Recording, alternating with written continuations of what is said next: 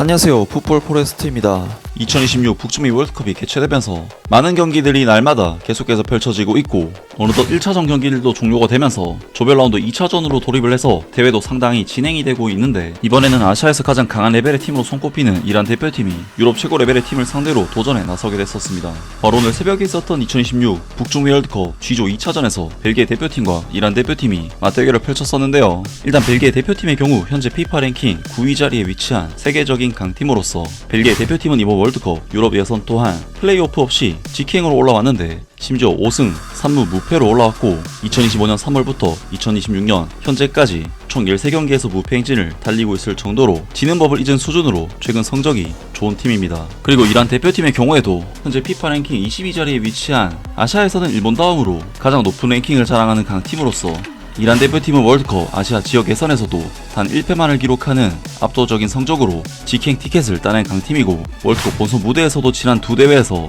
모두 조별 라운드 승리를 거뒀을 정도로 월드컵에서도 충분히 통하는 강팀입니다. 물론 객관적인 팀 전력에 있어서는 벨기에 대표팀이 선수단 퀄리티 면에서 훨씬 더 좋은 팀임에는 분명한데, 최근 벨기에 대표팀은 이집트와의 1차전에서도 최악의 경기력을 보이면서 크게 부진했었기 때문에 이번 경기는 이란의 이변도 충분히 가능해 보이는 경기였는데요. 그리고 이번 경기에서 벨기에 대표팀은 케빈 데브라이너, 레안드로 트로사르, 유리 틸레망스 등 핵심 선수들과 지난 경기 득점을 터뜨린 루카쿠 선수를 선발 명단에 포함시키면서 주전급 라인업으로 이번 경기에 나섰고, 이란 대표팀 역시 지난 경기 최고의 활약을 했던 메디 타레미, 라민 레자 에이안 등 핵심 선수들을 대거 기용한 라인업으로 벨기에 대표팀을 상대했습니다. 그리고 이번 경기에서 벨기에 대표팀은 이란 대표팀을 상대로 확실히 가지고 있는 선수단의 퀄리티 차이가 워낙 크다 보니 벨기에 대표팀이 기본적으로 주도하는 양상의 경기가 펼쳐지면서 벨기에가 이란을 상대로 우세함을 가져가는 경기를 했는데, 사실 이란 대표팀은 1차전 뉴질랜드와의 경기에서는 정말 뒤가 없는 닭공 축구를 선보이면서 계속해서 전방의 공격진에게 공간 패스를 찔러 넣는 공격성을 보였지만, 확실히 이번 경기는 상대가 상대인 만큼 이란 대표팀은 이란 특유의 탄탄한 수비를 바탕으로 한 늪축구를 벨기에를 상대로 선보이는 보수적인 선택을 가져갔습니다. 벨기에로서는 이란 대표팀이 애초에 5백 전술을 가지고 나오면서 페널티 박스 안에 수비수들이 포진되어 있어서 찬스를 만들기가 쉽지 않은 상황이었는데, 그래도 벨기에 대표팀에는 케빈 데브라이너라는 월드클래스 패스가 있었고, 데브라이너 선수는 두 차례 정도 벨기에 대표팀의 결정적인 찬스를 만들어내게 되는데요. 전반전 3분 벨기에 대표팀은 측면에서 데브라이너 선수가 시도한 얼리 크로스를 루카쿠 선수가 침투하면서 받았지만 이것이 골키퍼를 향한 가격 파울이 되면서 오히려 카드를 받는 상황이 됐고, 전반전 8분에는 데브라이너 선수가 박스 안에서 컵백 크로스를 받아 직접 슈팅을 시도했지만 수비수에게 막힌 뒤 데쿠이퍼 선수의 2차 슈팅 또한 베이란반드 골키퍼에게 막히면서 찬스가 무산되었습니다. 그리고 벨기에 대표팀은 이 두 번 정도의 찬스 이후에는 도무지 이란 대표팀의 박스 안으로 쉽게 진입하지 못하면서 슈팅 찬스를 만드는 데 있어 크게 어려움을 겪게 되는데, 확실히 이란 대표팀은 수비수들이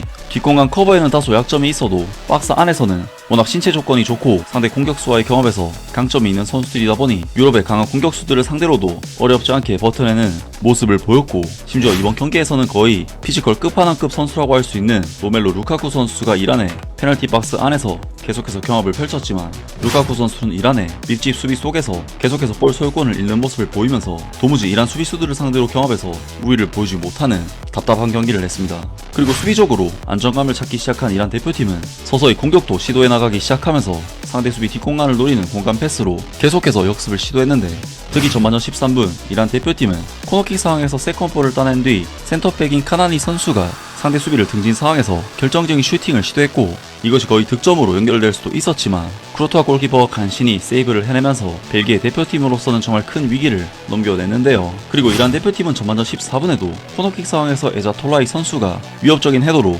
벨기에의 골문을 위협하는 등 이란 대표팀은 벨기에를 상대로 경기 주도권은 내줬지만 공격 위협은 거의 대등하게 가져갈 정도로 효율적인 경기력을 보여줬습니다. 벨기에 대표팀으로서는 이란이 워낙 페널티 박스 안에 많은 수비 숫자를 두고 있었기 때문에 결국 사이드 쪽으로 이동했다가 크로스를 올린다든지 하는 패턴으로 공격을 시도할 수밖에 없었는데, 이란의 베이란반드 골키퍼는 특유의 긴팔을 이용해 벨기에의 수차례 크로스 시도를 무산시켰고, 벨기에 대표팀은 22분에는 오른쪽 측면에서 틸레망스 선수에게 슈팅 찬스가 나왔지만 워낙 중앙이 막혀있다 보니 슈팅 각도도 너무 좁았고 결국 베이란반드 골키퍼가 막아냈습니다. 그리고 23분에는 은고이 선수가 코너킥 상황에서 발리 슈팅으로 골문을 노렸지만 터무니없이 빗나가는 등 벨기에로서는 이란을 상대로 초반 2차례 정도 찬스를 빼고는 사실상 지공에서 만드는 플레이는 전혀 나오지 않았고 어떻게든 페널티 박스 안으로 볼을 우겨 넣어서 찬스를 만들고자 했지만 오히려 이는 이란이 자신 있어 하고 바라는 패턴의 공격 시도였기 때문에 이란 대표팀에게 번번이 무산되고 말았는데요. 그리고 이란 대표팀은 25분 역습 상황에서 얻어낸 프리킥을 통해 정말 놀라운 장면을 만들게 되는데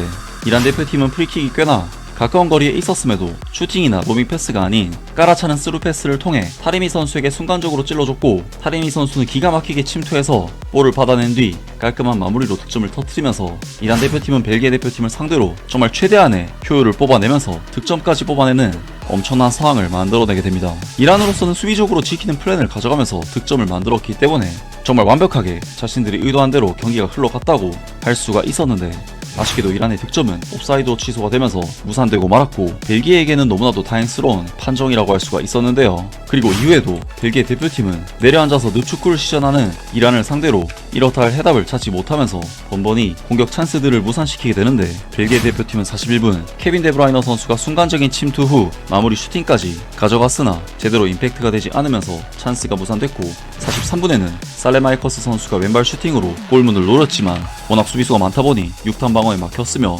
전반전 추가 시간에도 살레마이커스 선수가 측면 돌파 후 컵백 크로스를 시도했지만 수비수에게 막히는 등 벨기에 대표팀이 시도하는 모든 공격 패턴들이 막히고 말았습니다. 그리고 결국 이번 경기 전반전은 0대0의 스코어로 마무리가 되면서 벨기에로서는 정말 답답한 상황에서 후반전에 돌입하게 되었는데요. 정말 우리나라 대표팀 입장에서도 사실 이란 대표팀을 만날 때마다 이런 식의 늪축구를 시전해서 항상 힘들었던 기억이 있고 심지어 일본 대표팀 또한 지난 아시안컵에서도 이란의 늪축구와 딸깍 축구에 무너지면서 충격적인 타락을 당하기도 했었는데 그러한 이란의 끈질긴 늪축구가 유럽에서도 상위 레벨로 평가받는 벨기에를 상대로도 통한다는 것이 정말 놀랍다는 생각이 듭니다. 그리고 이란 대표팀은 경기가 워낙 잘 되고 있기 때문에 굳이 전술 스탠스를 바꾸지 않으면서 후반전에도 계속해서 전반전과 같은 늪축구로 벨기에를 답답하게 만드는 경기를 하는데 이란 대표팀은 53분 메디 타르미 선수가 박스 안에서 결정적인 슈팅 찬스를 잡았지만 쿠르투아 골키퍼가 슈퍼 세이브를 해내면서 찬스를 놓치는 등 정말 찬스가 많지 않을 뿐 벨기에를 상대로 득점을 터뜨릴 수 있는 실질적인 기회들을 계속해서 만들어내게 되는데요. 그리고 벨기에 대표팀은 58분에는 골문 바로 앞에서 데쿠이퍼 선수가 정말 결정적인 슈팅을 시도했는데 놀랍게도 이것을 베이란 반들 골키퍼가 넘어져 있는 상황에서 팔을 뻗어 막아냈고 벨기에 대표팀은 이란의 골문을 후반전에도 사정없이 노렸지만 이란의 골문은 도무지 열리지 않았습니다. 그리고 그러한 상황에서 66분 경기 상황은 크게 바뀌게 되는데 워낙 공격에 치중하다 보니 수비 집중력이 다소 흐트러져 있었던 벨기에 대표팀은 은고이 선수가 백패스 미스 후 상대 공격수를 잡아채는 반칙으로 다이렉트 레드카드를 받았고 벨기에로서는 남은 30분 정도의 경기를 10대 11로 싸워야 하는 최악의 상황에 놓이게 되면서 이란으로서는 이제 벨기에를 상대로 공격에도 나설 수 있게 되는데요. 하지만 이란 대표팀은 수적 우위를 살리지는 못하면서 이번 경기를 그대로 무승부로 마쳤고 벨기에로서는 이번 대회에서 이 무승부를 기록하게 되면서 2경기 연속으로 이변을 당하는 굉장히 좋지 못한 성과를 거두게 되었습니다. 아무튼 월드컵이 본격적으로 시작이 된 것이 정말 실감이 나고 경기 하나하나가 재미가 있는데요. 앞으로 또 어떤 팀이 새로운 돌풍을 일으키고 역사를 쓸지 기대를 해보겠습니다. 아무튼 이번 영상은 여기까지고요. 저는 다음 영상으로 바로 찾아뵙겠습니다.